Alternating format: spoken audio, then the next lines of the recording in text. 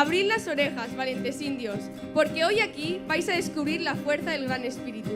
Hace miles de años, cuando nuestros antepasados habitaban estos páramos, se desencadenó en una noche de luna llena una gran tormenta.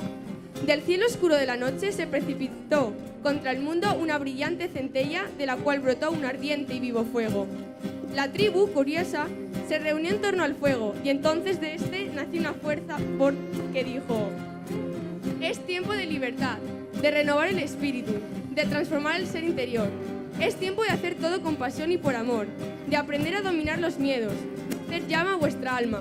Tiempo de que vosotros, como tribu, seáis uno con la madre tierra, uno con mi fuerza. Cuando la voz murió en los oídos indios, estos comenzaron a danzar y celebrar, pues había nacido allí, entre lobos y estrellas, Anikuni, el gran espíritu del fuego.